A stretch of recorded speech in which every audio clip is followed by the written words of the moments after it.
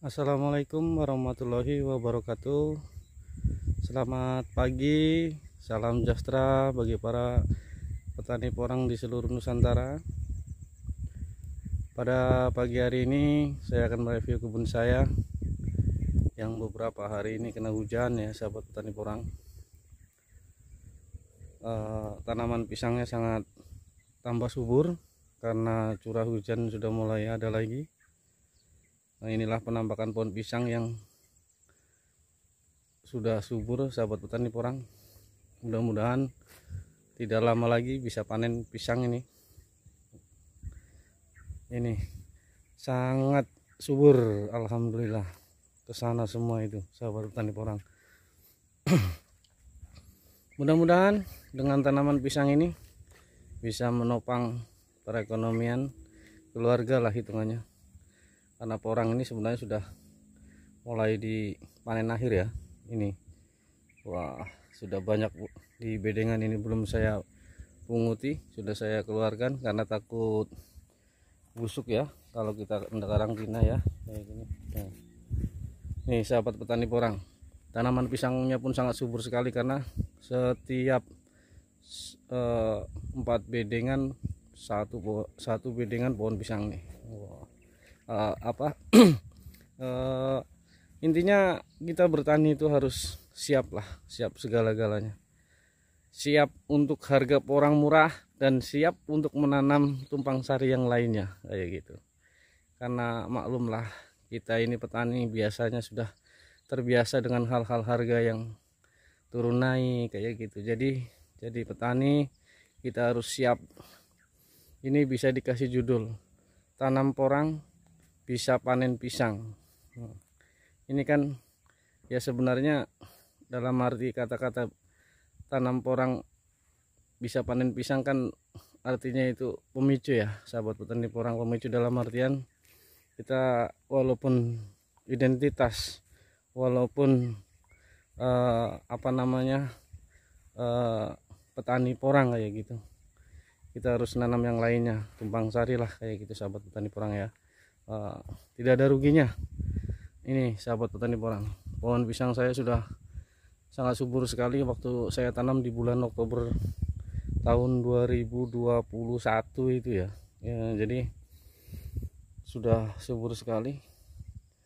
Jadi tinggal tunggu panen aja, tinggal tunggu keluar montongnya bisa panen kayak gitu. Ini kan sudah cukup lumayan ini. Mungkin ada sekitar 500 pohon ya kayak gitu ya. Karena kita bercocok tanam atau bertani itu harus melihat situasi dan kondisi wilayah kita masing-masing ya. Satu contoh, di wilayah Nunukan Kaltara ini pisang sangat laku sekali, dimana banyak pengrajin pisang. Terus di sini suka membuat pisang goreng ya. Di pinggir-pinggir jalan itu orang jual pisang goreng setiap harinya, ramai sekali. Jadi bagus juga kalau kita sambil tanam pisang kayak gitu. Lagi pula kedepannya ada cita-cita mau membuat keripik pisang sendiri, selai pisang sendiri. Ini menampakkan porang kita ya, sahabat petani porang yang sebelum panen ya. Mungkin 2 bulan lagi lah kayak gitu bisa habis panen semua. Inilah keunikan kita menanam porang sambil tanam pisang ya. Memang sebenarnya sih pisang ini bisa juga mengganggu nanti pertumbuhan porang, cuman saya berani karena tanahnya miring kayak gini, jadi saya buat gulutannya jauh ya. Mudah-mudahan tidak mengganggu porang kayak gitu. Ini sahabat petani porang, ini pisang saya mungkin tidak lama lagi ya bisa panen ya kayak gitu. Mohon doanya dari sahabat petani porang, dari sahabat petani lainnya lah yang di wilayah yang di Nusantara ya. Mohon dukungannya, mohon supportnya. Jangan lupa like, komen, dan subscribe-nya biar channel-channel saya bisa terus berkembang kayak gitu. apa salahnya kita petani porang sambil mereview tanaman lain juga lah kayak gitu. Karena mengingat orang sampai saat ini, sampai bulan ini belum ada keputusan harganya berapa kayak gitu.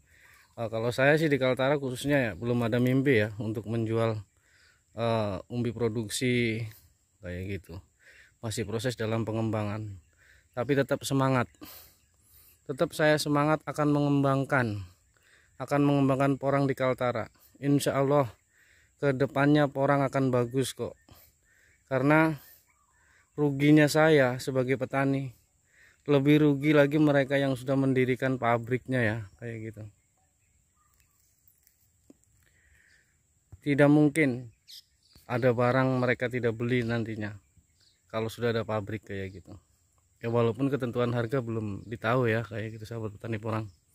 Ini sahabat petani porang, dalam perencanaan saya sebagai petani porang ya tetap tidak menanam porang sendiri ya kayak gitu ya. Porang nanti berapa bisa ditanam, tanaman lain juga berapa bisa saya tanam, sehingga bisa panen dari sana sinilah hitungannya. Karena lahan sebelah sini masih luas lagi ini sahabat petani porang, malah sudah mulai keluar rumputnya lagi. Masya Allah, ini pekerjaan baru lagi nih, karena sambil nunggu anggaran untuk minta bantuan sama anggota, sama teman, sama pekerja membuat gulutannya ya.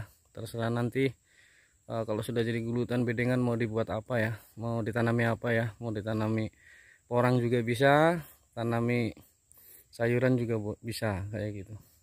Karena kita melihat situasi dan kondisi dulu.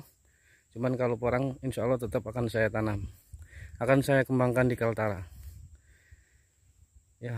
Inilah kisahnya seorang petani, sahabat petani porang.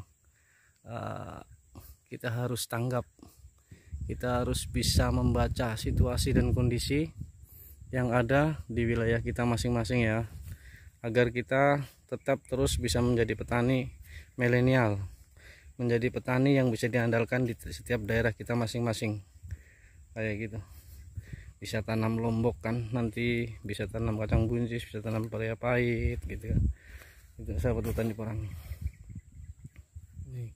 Penampakan porang saya yang baik dari bibit spora, yang dari umbi, yang dari katak mini kemarin itu ya. Ini semua gulutannya saya tanami.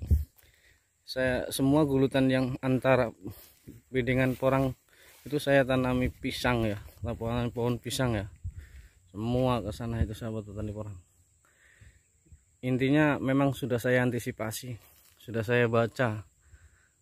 Siapa tahu ke depannya porang tidak bisa menjamin ataupun ada keterlambatan ya, ada keterlambatan situasi prospek penjualannya ya, kayak penjualannya ataupun kendala-kendala kayak yang saat ini kita alami untuk para petani porang di seluruh Nusantara.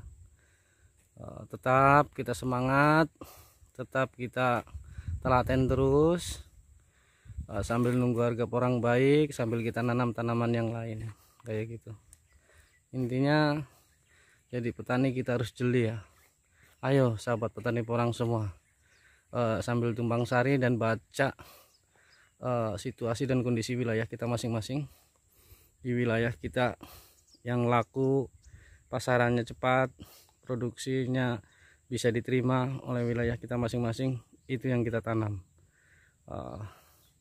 kayak gitu. Jadi sambil menunggu porang bagus harganya, disambil porang bisa berkembang terus, kita bisa menanam hasil pertanian kita yang bisa diterima di wilayah daerah kita masing-masing ya kayak gitu. Jadi jangan menyerah sebagai jadi petani, karena petani di Indonesia jumlahnya semakin menurun. Yakin kalau petani kurang kita akan sakit kok, sakit ke depannya. Masa sih bahan pangan nanti kita harus mengimpor terus dari luar ke dalam negeri, dari luar negeri keluar, dari luar negeri masuk ke dalam negeri, kan sangat repot sekali. Karena lahan kita di Indonesia sangat subur, sangat luas lah ya kayak gitu. Ya itulah, pokoknya kita harus tetap semangat, harus kita tetap rajin, harus kita tetap punya inisiatif sebagai petani. Karena petani sebenarnya ujung tombak untuk apa namanya ini ya, untuk kehidupan masyarakat lah ya, masyarakat di wilayah masing-masing, khususnya ya untuk negara kita lah ya. Sebenarnya kalau negara kita petaninya banyak, itu akan makmur karena pangan itu akan melimpah kayak gitu. Tapi kalau petaninya makin berkurang, yakin kedepannya kita akan terbentur dengan masalah pangan.